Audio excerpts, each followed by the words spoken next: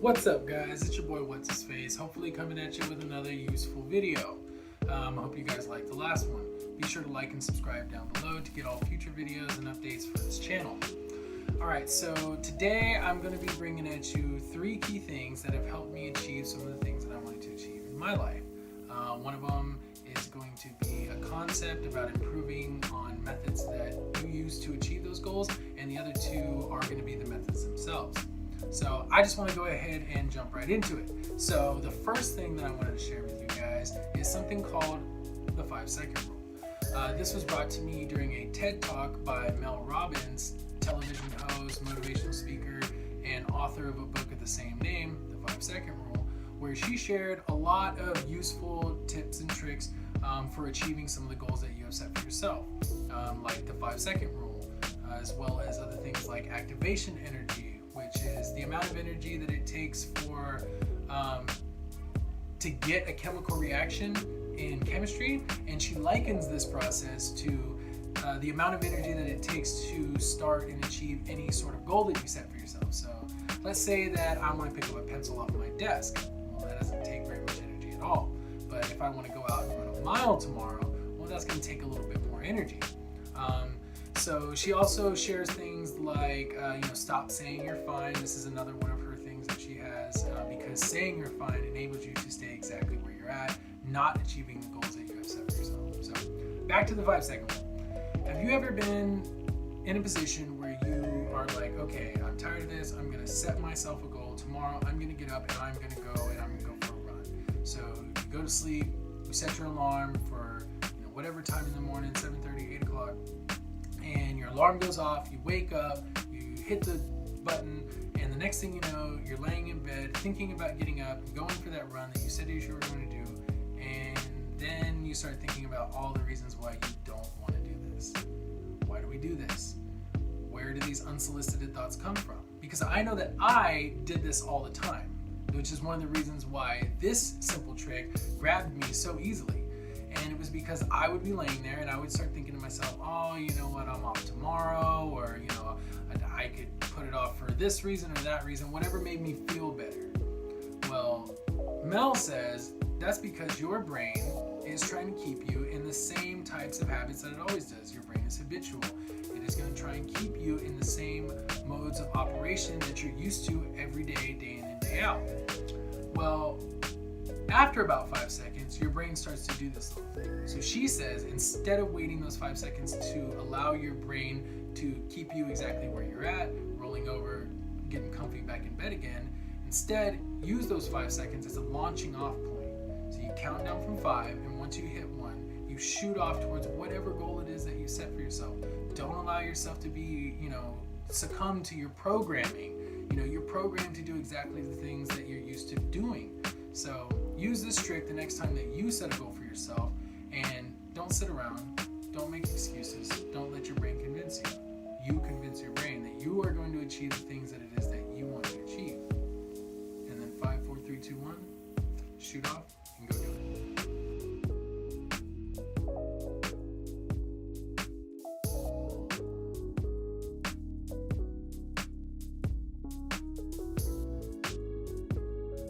Okay, now the second thing that I want to go ahead and share with you guys is an idea called delayed gratification.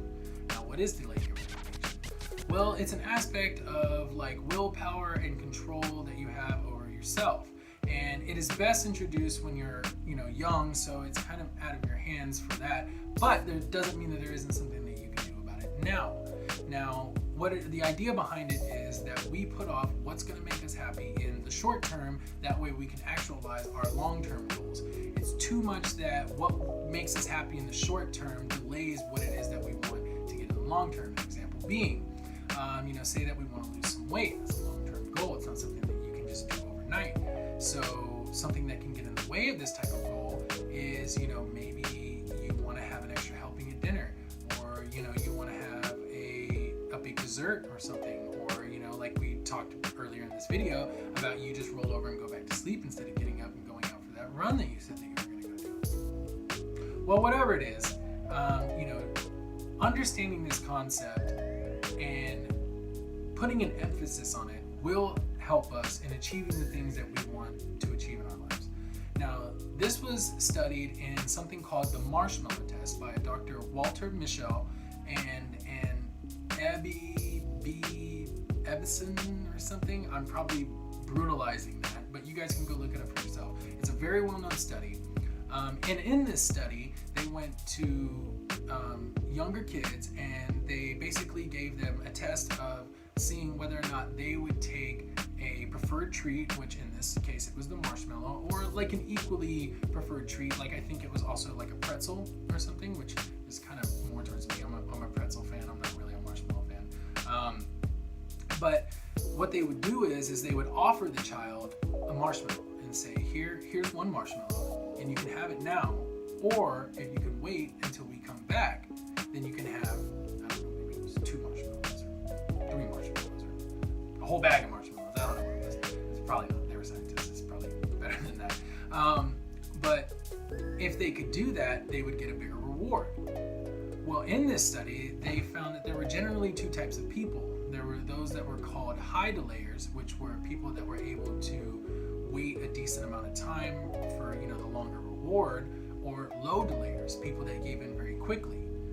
Now, this became a predictor for, people that were going to go on to be more successful in their life. Now, this actual study was done later under more controlled instances where they found something a little bit different. But the idea of delayed gratification was popularized by this study done by these 2 gentlemen. Now, even though they had done another study that showed that, maybe this isn't the best predictor, there are psychologists out there who do recommend exercising a sense of self-control and willpower to be able to attain the things that it is that you want in your life. So I would definitely recommend to go check out those studies. I'll leave a link actually down in the description down below so you guys can check those out because they are very interesting. There's been multiple studies that have gone on under the guise of this, the Marshmallow Test. And really, I wanted to use it because it makes us familiar with the idea of delayed gratification and why we should implement it into our lives. Because doing what makes us happy in the short term, as most of us do and most of us can attest to, isn't going to help us actualize those long-term goals. So I want you to think about what kind of willpower do you exercise when you're standing in the convenience store and you're on the snack aisle, or you're in the frozen food section and you see all those tubs of ice cream, or you're nice and warm and cozy in your bed and it would feel a heck of a lot better to just roll over and cuddle up next to your pillow or whomever may be sharing it with you instead of going out on that run. But all of these things are immediate gratifications and they don't help us actualize our long-term goals. So understanding this and understanding this about ourselves will help us to attain the things that we want to achieve in our lives.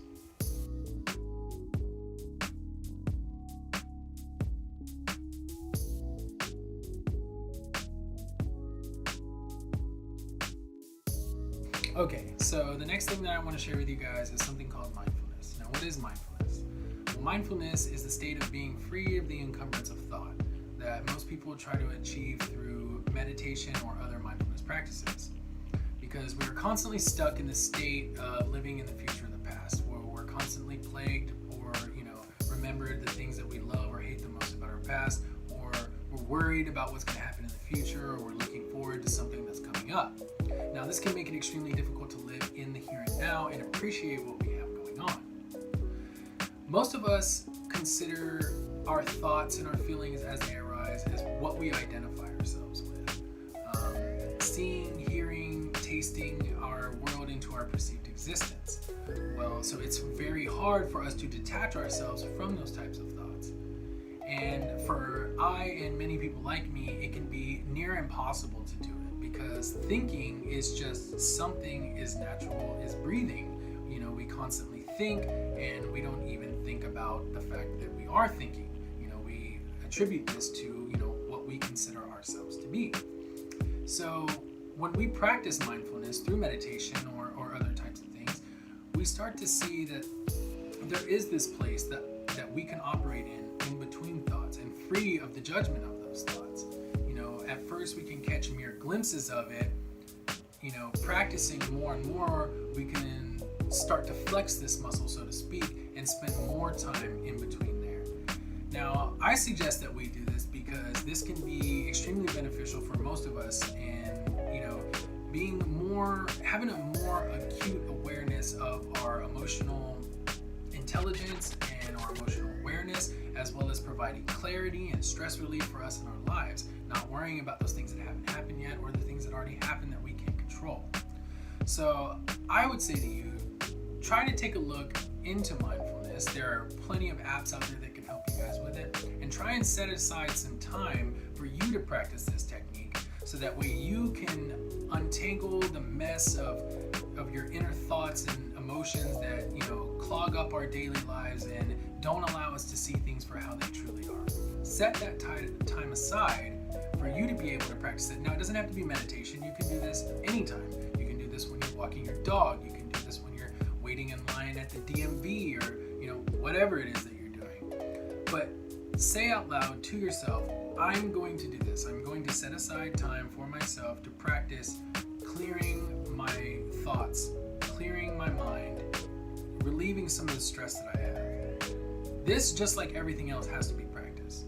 We start out getting just a little bit of this area in between thoughts, and the more that we do that, the better that we can get at it. So I challenge you to go out and try and be more mindful. Try and be aware of what's going on in the here and now.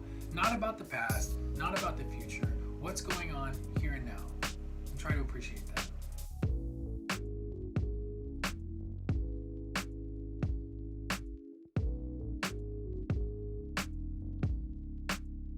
Welcome to the bonus. Now, this bonus is going to be a practice that you guys can try at home that I did. It's basically going to be a story about a practice that I did that's going to allow you guys to have a better insight to how your brain works and how it's working against you.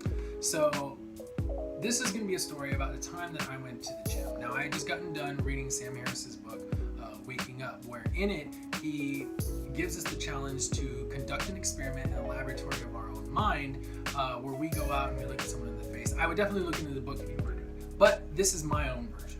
So I went to the gym and I decided I'm going to go get on the treadmill, and I'm going to see how my brain starts reacting after I've been running on this treadmill for a couple minutes. So I go up to it. Now, I'm about 240 pounds. I've never been very athletic. So for some of you, this may be extremely easy, and for others, it may be near impossible. But this was definitely a challenge for myself. So I got on the treadmill and I set it for 10 minutes at a pace of around, I think, like 5 or so. And so I start running. And I start going along, and I'm sitting there as my muscles start to warm up, and I'm starting to feel pretty good. I can start to feel it in my lungs. A couple minutes go by, feeling pretty good. Then I hit the 5-minute mark, and I'm starting to feel it. Like, okay, this is starting to feel pretty good. This is, starting to, I feel it now. And I'm going and I'm going. 6 minutes, a little bit tougher. And then something interesting happened. I hit that about 7.5 minute mark, and my brain started telling me, oh, you've made it far enough. Like, this is pretty good for someone who hasn't ran in 2 years. It started telling me, giving me reasons as to why I could just stop then. Well, this was surprising to me. I had just told myself I'm going to finish this amount of time. I'm not going to stop. I'm not going to put my hands up on the rails. I'm not going to do any of that. I'm going to finish this. And yet here I am only minutes later trying to convince myself as to why I can just go ahead and stop. But I said, no, I'm not going to do that. I'm going to push on. I started thinking about things like my girlfriend and my kids and all of the things that I wanted to achieve. And I wanted to prove this to myself, and I knew that I could do it. So I kept going. I kept running. 8 minutes, 9-minute mark comes up, and I start thinking similar thoughts. Oh, you've made it almost all the way. You can stop now. You've made it far enough. This is really good for someone who hasn't worked out in so long. And I kept giving myself these excuses, but I said, no, I'm going to stand firm, and I pushed through. And I started thinking more thoughts, pleasant thoughts about my kids, my girlfriend, and all the goals that I wanted to achieve, and I was going to use this moment to show myself that I could do it. Well, the 10-minute mark started to come up, and I started to get a little excited because I was getting tired. And then it hit.